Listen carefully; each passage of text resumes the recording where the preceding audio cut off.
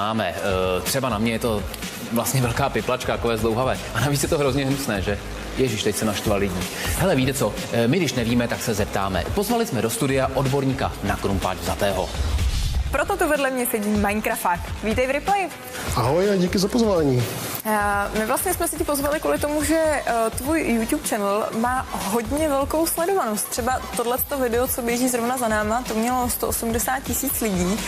Jak tě vůbec napadlo jako dělat tyhle videa? No, to je zajímavý příběh, protože já vlastně jsem se k Minecraftu samotnému dostal taky přes video na YouTube a když nějakou dobu jsem ho hrál, tak jsem si řekl, ale v Čechách neznám moc lidí, kteří by Minecraft hráli, tak zkusím jako dělat nějaký video, dám ho na nějaký fóra, takhle pošlou kámošů a třeba prostě se dostane Minecraft mezi víc lidí, takže jsem to udělal jsem to první video vlastně s cílem dostat Minecraft mezi co nejvíc Čechů a Slováků.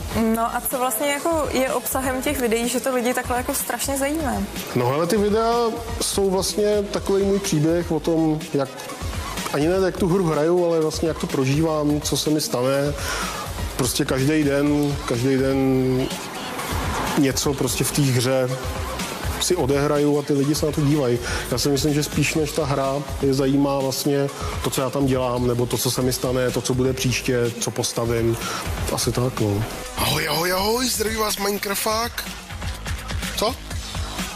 Tady někdo šlape u dalšího, tedy vlastně tady někde čokl hrabe. Jo.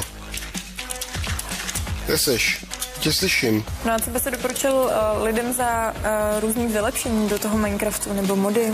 No, tak ono sám o sobě Minecraft vlastně, ačkoliv už jakoby vyšel jako ostrá verze už před nějakou dobou, tak pořád se ještě vyvíjí, pořád se do něj vlastně dodělávají různé vychytávky, nové věci a tohle. Takže sám o sobě je zajímavý a pořád jakoby je tam co novýho dělat, ale určitě existují i nějaký mody, je jich nepřeberné množství. Já si myslím, že pokud se o to někdo opravdu zajímá, chce tu hru nějakým způsobem rozšířit, tak je nejlepší, když navštíví Minecraft Forum, což je vlastně takový, řekněme, téměř oficiální fórum, kde vždycky si může vylistovat ty nejlepší mody a najít si vlastně to, co by ho bavilo na tom. V srpnu má být verze 1.3.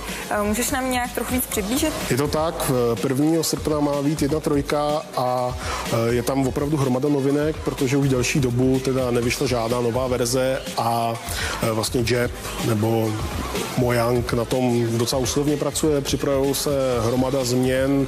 Pro mě jedna z největších nebo nejočekávanějších je, že vlastně villageři nebo vesničani, co jsou v Minecraftu, tak s nima půjde obchodovat, objeví se nový bloky, třeba já nevím, jak moc to rozebírat, ale jsou tam takový half-bloky prostě dřevěný a bude víc barev prostě a víc schodů a tak dále a tak dále. Tohle to jsou určitě pro mě super změny, protože vlastně to přidá další variabilitu do té hry.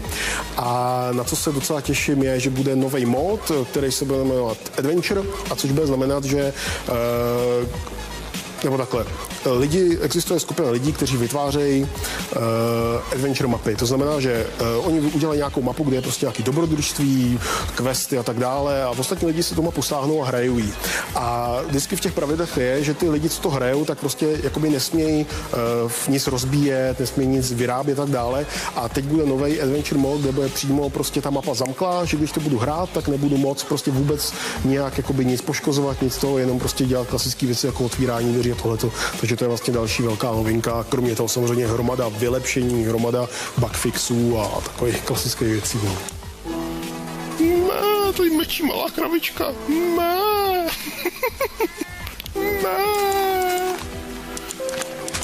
Tady je růžový přátelský creeper. Ahoj. Ahoj. A kde můžou naši diváci najít tvoje videa? Já myslím, že na tom není nic složitýho, stačí se otevřít YouTube a napsat tam Minecrafták a ono jim to určitě vypadne.